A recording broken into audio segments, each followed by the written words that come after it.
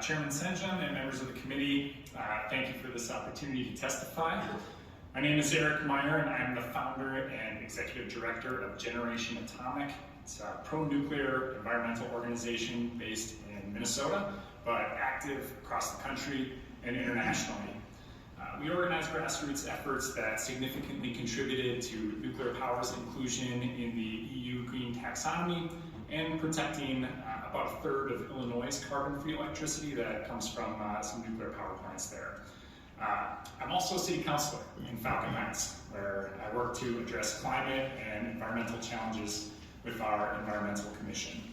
And I'm here today in support of lifting the nuclear moratorium and exploring Minnesota's options for reliable, affordable, and clean electricity from atomic power. I grew up in the southwestern corner of Minnesota on the Buffalo Ridge, a place jokingly referred to as the Saudi Arabia of wind energy. And I was a big fan of wind energy for the good jobs it provided to our rural community and its carbon cutting potential. But I had to come to the realization that wind and solar can't do it alone. We need low carbon electricity that isn't dependent on the weather.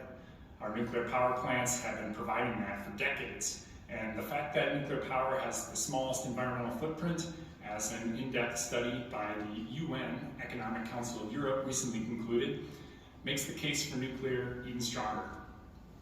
The scientific consensus for nuclear also includes recent reports from the Intergovernmental Panel on Climate Change.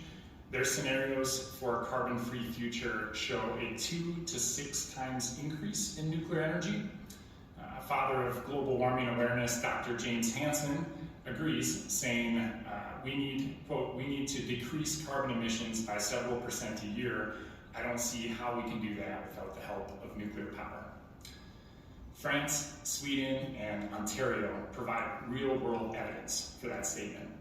They were able to largely phase out fossil fuels in their electricity sectors in less than 15 years, using a combination of large nuclear plants and hydro.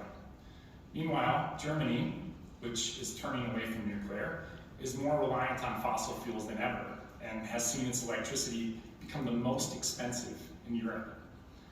New reactor designs offer an opportunity to build nuclear plants at an even faster rate than a lot of countries have been able, like China and Korea, in recent years. Companies like NuScale Power and TerraPower will soon manufacture reactors in factories at a rate of perhaps 100 per year, shipped to where they are needed and dropped into the footprints of retiring fossil plants.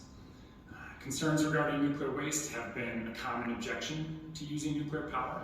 That is understandable considering the legacy of nuclear weapons waste. But commercial nuclear power is a completely different and separate story.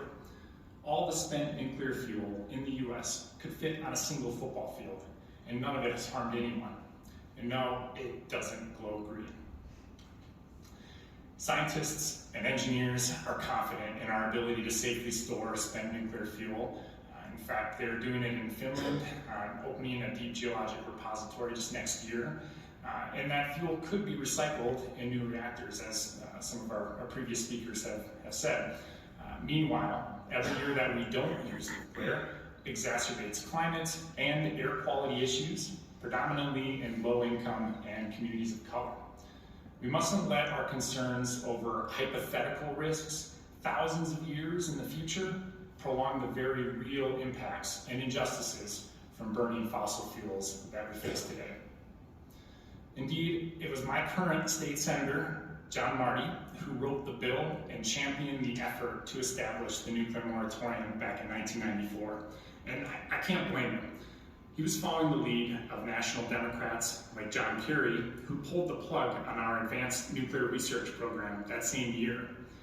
And now, I hope that, just as John Kerry and the National Democratic Party did in the last few years, the Minnesota DFL will reconsider its long-held opposition to nuclear power.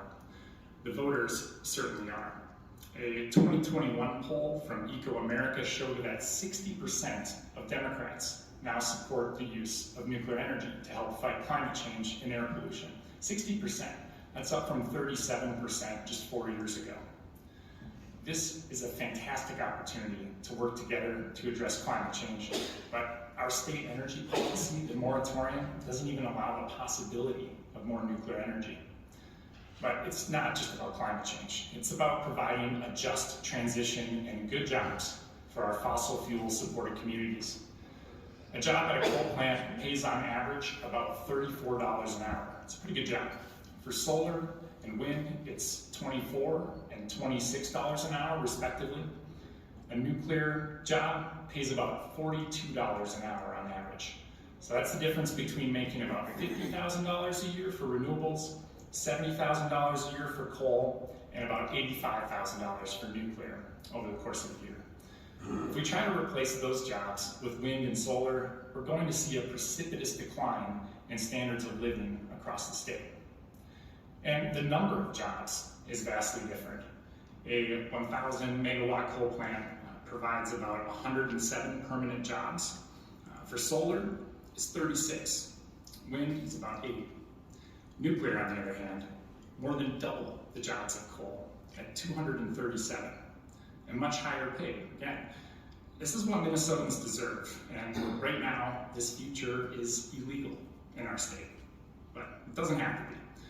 There are currently 12 states that have nuclear moratoriums, and this number is decreasing quickly. Kentucky, West Virginia, Montana, and Wisconsin all lifted their bans in the last 6 years. Connecticut just had a hearing discussing partially lifting their ban, and New Hampshire is slated to discuss it this session. Illinois, believe it or not, is discussing repealing their nuclear moratorium today, this very day. These projects take a long time to develop, so if we want nuclear energy to be an option when our coal plants are ready to retire in the early 2030s, we need to be proactive. That is what Dairyland Power Cooperative in Wisconsin is doing. They entered into a cooperative effort with NuScale earlier this year to explore the potential of small modular reactors to provide energy to the 500,000 people in 4 states, including Minnesota, that they currently serve.